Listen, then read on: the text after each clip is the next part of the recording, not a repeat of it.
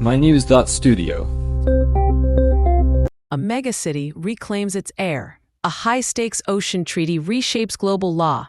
Can these blueprints change the future? Today is 2025, November 23rd. Let's start with Bogotá, Colombia.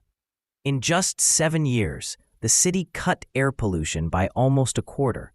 That's not a small feat for a city of 8 million.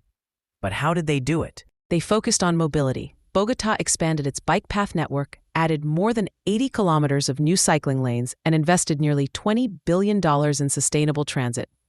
We're talking about one of the world's largest electric bus fleets. It wasn't just about buses and bikes. Urban greening, cable cars, and pedestrian zones all played a role.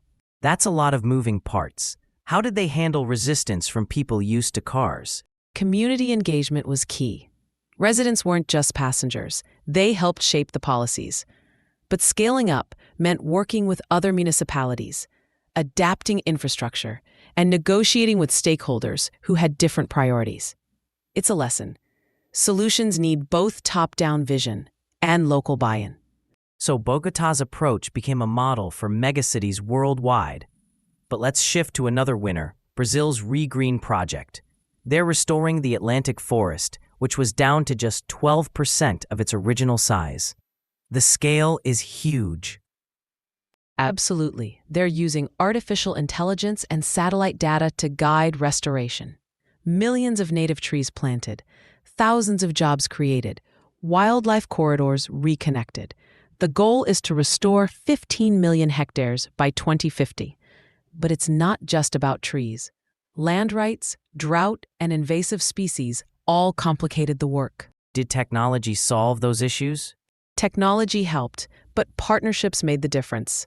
Over 300 organizations, including NGOs, governments, and businesses, coordinated efforts. Local communities did the planting and monitoring. Economic incentives were crucial too. Restoration had to work for people as well as nature. Let's talk about the oceans. The High Seas Treaty finally came into force this year, right? Yes, ratified by more than 60 countries, for the first time, marine protected areas can be created in international waters, which cover 2/3 of the world's oceans. The treaty establishes environmental impact assessments, supports technology transfer to developing countries, and ensures that marine genetic resources are shared equitably.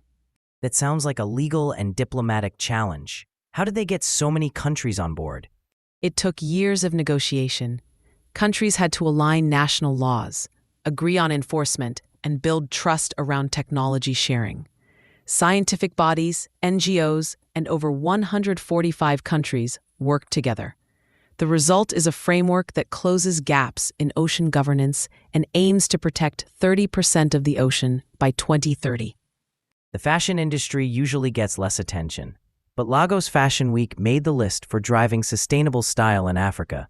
Correct. They trained designers, revived traditional skills, and promoted a circular economy. Textile waste dropped, and sustainable fashion hubs are now popping up in other African cities.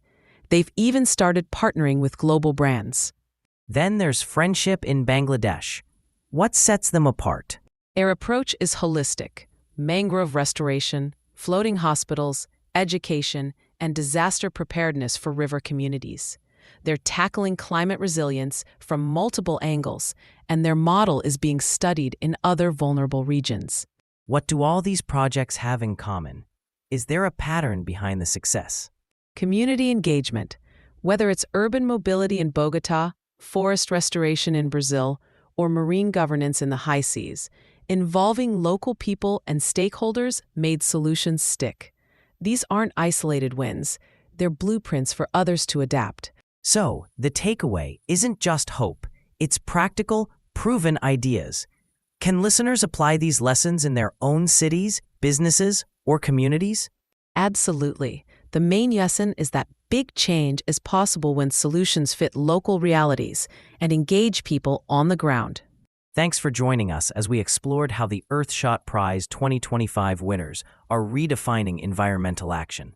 From Bogotá's clean air to the High Seas Treaty, these stories matter because they're replicable and they work. Thank you for listening. This episode was powered by the mynews.studio. Try now for free.